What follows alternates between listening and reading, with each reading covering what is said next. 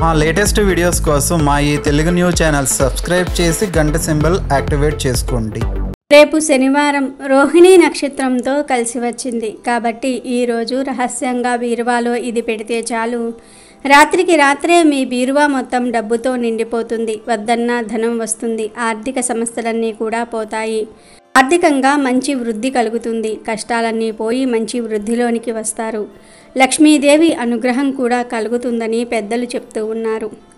తెలుగువారి ప్రతి ఒక్కరి ఇంట్లో బీరువా ఉంటుంది. ఒకప్పుడు అయితే బీరువాలు లేవు, కానీ ఇప్పుడు ప్రతి ఇంట్లోనూ బీరువా కనిపిస్తుంది. డబ్బు, నగలు, దుస్తులు వీటన్నిటినీ బీరువాలోనే దాచుకుంటూ ఉంటాము. ఇక బీరువాలలో రకరకాల మోడల్స్ కనిపిస్తూ ఉంటాయి. ఇండియాలో చాలామంది తమ డబ్బు, నగలను బీరువాలోనే దాచుకుంటూ ఉంటారు. ఆ డబ్బు, నగలను లక్ష్మీదేవిగా భావిస్తూ కంటిపాపలా చూసుకుంటూ ఉంటారు. కొందరైతే నిద్రలేవగానే ధనలక్ష్మిని చూస్తారు. ఆ తర్వాతే రోజును ప్రారంభిస్తారు. ఇలా డబ్బుకు బీరువాకు విడదీయరాని సంబంధం ఉంది.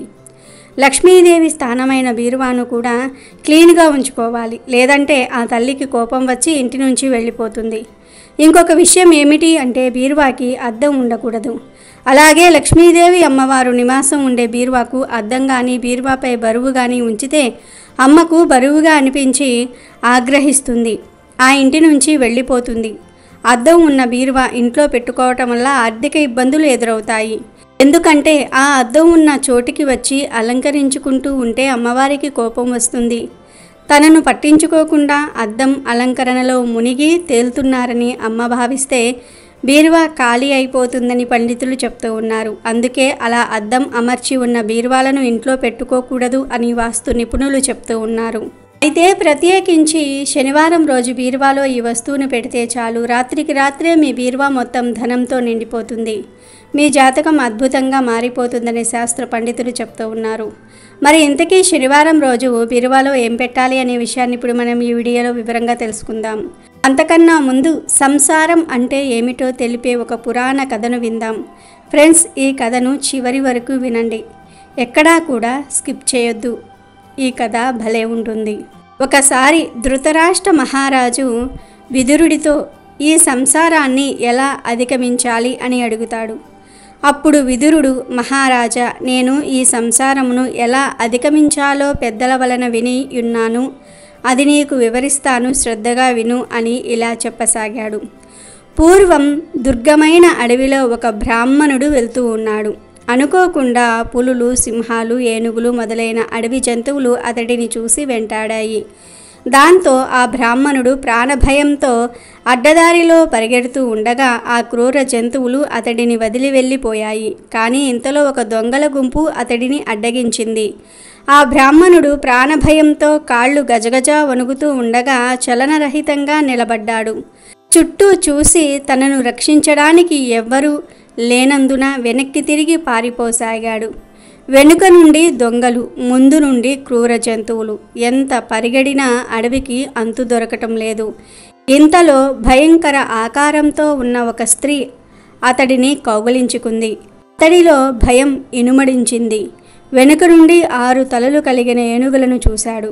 దాంతో బ్రాహ్మణుడు ఆ స్త్రీని విడిపించుకుని పరిగెడుతూ లతలతో నిండి పైకి కనిపించని బావిలో పడ్డాడు.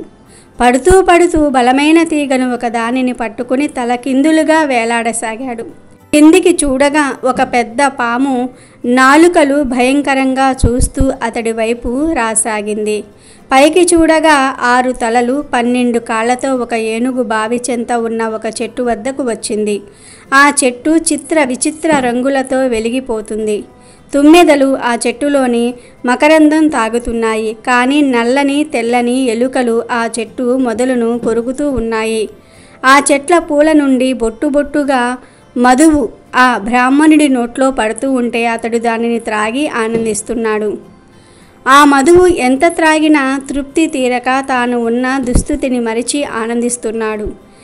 ఈ విధంగా ఆ బ్రాహ్మణుడికి కింద ఉన్న పాము, పైన ఉన్న భయంకరాకార స్త్రీ, క్రూర మృగములు, ఎలుకలు కొరకటంతో ఏ నిమిషమైనా పడడానికి సిద్ధంగా ఉన్న చెట్టు, వేచి ఉన్న దొంగలు, ఝూంకారం చేస్తున్న తుమ్మెదలు, వీటితో మనసు కకావికలం అవుతున్నా అతడికి జీవితం మీద వ్యామోహం పోలేదు. ప్రాణముల మీద తీపి చావలేదు అన్నాడు విదురుడు.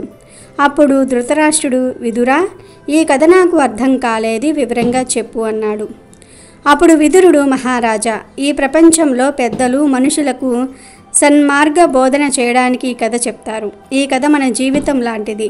ఈ కథని వివరిస్తే కానీ అర్థం కాదు. ఆ బ్రాహ్మణుడు పయనిస్తున్న అడవి సంసారం, అందు ఉన్న క్రూర మృగములు, దొంగలు, రోగములు.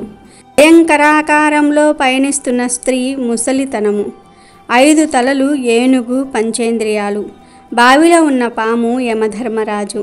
ఆ బ్రాహ్మణుడు పట్టుకున్న తీగ బ్రతకాలన్న ఆశ, ఆ ఒడ్డున ఉన్న చెట్టు ఆయుష్, దాని వైపు వచ్చిన ఏనుగు 1 సంవత్సర కాలం, దాని 6 తలలు 6 ఋతువులు, 12 కాళ్ళు 12 నెలలు. ఆ చెట్టును కొరుకుతున్న నల్లని తెల్లని ఎలుకలు రాత్రి పగళ్ళు. ఆ బ్రాహ్మణుడి చుట్టూ జూంకారం చేస్తున్న తుమ్మెదలు కోరికలు. పూల నుండి స్రవిస్తున్న మకరందం సుఖ సంతోషాలు. తన చుట్టూ ఇన్ని బాధలు ఉన్న జీవుడు ఆ సుఖ సంతోషాల కొరకు పాకులాడుతూ ఉంటాడు. కలకాలం బ్రతకాలని అనుకుంటూ ఉంటాడు. ఈ కథలోని బ్రాహ్మణుడే జీవుడు. ఇదే సంసార చక్రం. వివేకవంతులైన వారు ఈ సంసార చక్రంలో బంధించబడక వెలుపలి నుండి చూస్తూ శాశ్వతమైన ఆనందాన్ని పొందుతారు అని విరుదుడు ధృతరాష్ట్రుడికి చెప్పాడు. వీడియోలోకి వస్తే ధనం దాచుకునే బీరువాకి ఎంతో ప్రాముఖ్యత ఉంది.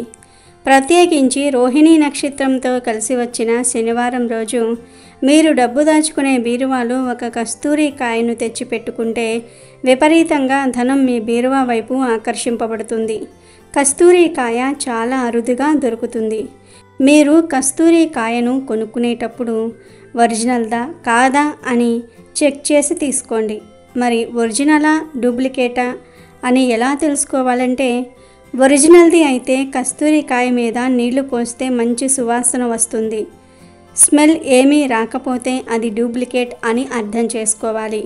ఈ కస్తూరి కాయ కొంచెం ఖరీదే, కాస్ట్లీ అయినప్పటికీ కూడా దీనిని ఈ శనివారం రోజు బీరువాలో పెట్టుకుంటే ధనానికి సంబంధించిన సమస్యలు పోతాయి. మార్వాడీలు కూడా ఈ కస్తూరి కాయను బీరువాలో పెట్టుకుంటూ ఉంటారు. అందుకే వారికి ఎప్పుడూ ధనానికి కొదువరాదు. ఈ కస్తూరి కాయ విపరీతంగా ధనాన్ని ఆకర్షిస్తుంది. కనుక ఈ శనివారం రోజు 1 కస్తూరి కాయను తెచ్చి ఎర్రటి వస్త్రంలో వేసి ఈ కాయ మీద చిటికెడు పసుపు కుంకుమలను వేసి ఎరుపు రంగు వస్త్రాన్ని మూటలాగా కట్టేయండి. తర్వాత ఈ మూటను ఒక్కసారి లక్ష్మీదేవి ఫోటోకి తాకించి ఆ తర్వాత తీసుకుని వెళ్ళి బీరువాలో పెట్టుకోండి. లేదంటే డబ్బులు దాచే లాకర్లో పెట్టుకోండి. చాలామంది వ్యాపారాలు సరిగ్గా సాగట్లేదని బాధపడిపోతూ ఉంటారు. అటువంటి వారు ఈ మూటను గల్లాపెట్టిలో పెట్టుకోండి. ఇలా మీరు ఈ మూటను బీరువాలో లేదా లాకర్లో లేదా గల్లాపెట్టిలో ఇలా ఎక్కడ పెట్టినా సరే ధనం అక్కడికి ఆకర్షింపబడుతుంది.